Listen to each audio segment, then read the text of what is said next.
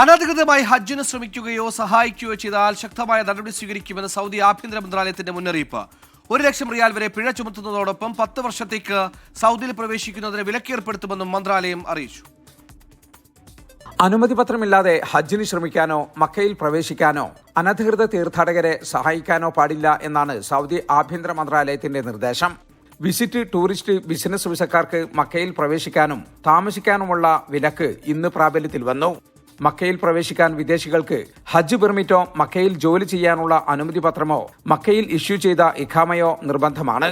ഇത് പാലിക്കാത്തവർക്കെതിരെ ശക്തമായ നടപടി സ്വീകരിക്കുമെന്നാണ് മുന്നറിയിപ്പ്. ഹജ്ജ് കർമ്മങ്ങൾ അവസാനിക്കുന്ന ജൂൺ 10 വരെ ഈ നിയന്ത്രണം തുടരും. പെർമിറ്റില്ലാതെ ഹജ്ജിന് ശ്രമിക്കുകയോ മക്കയിലോ ഹജ്ജുമായി ബന്ധപ്പെട്ട സ്ഥലങ്ങളിലോ താമസിക്കുകയോ ചെയ്താൽ 20,000 റിയാൽ പിഴ ചുമത്തും. അനധികൃതമായി ഹജ്ജ് നിർവഹിക്കുന്നവർക്ക് യാത്രാ സഹായമോ താമസ സൗകര്യമോ നൽകിയാൽ 1 ലക്ഷം റിയാൽ വരെ പിഴ ചുമത്തും.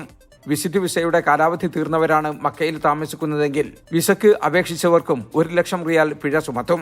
നിയമലംഘകരുടെ എണ്ണം കൂടുന്നതിനനുസരിച്ച് പിഴയും കൂടും. പെർമിറ്റില്ലാതെ ഹജ്ജിന് ശ്രമിക്കുന്നവരെ നാടുകടത്തുകയും പിന്നീട് സൗദിയിൽ പ്രവേശിക്കുന്നതിന് 10 വർഷത്തെ വിലക്കേർപ്പെടുത്തുകയും ചെയ്യും. യാത്രാ സഹായം ചെയ്ത വാഹനങ്ങളും താമസ സൗകര്യം നൽകിയ കെട്ടിടങ്ങളും കണ്ടുകെട്ടുകയും ചെയ്യുമെന്ന് ആഭ്യന്തര മന്ത്രാലയം മുന്നറിയിപ്പ് നൽകി. ജലീൽ കണമംഗലം, 24 ജിദ്ദ.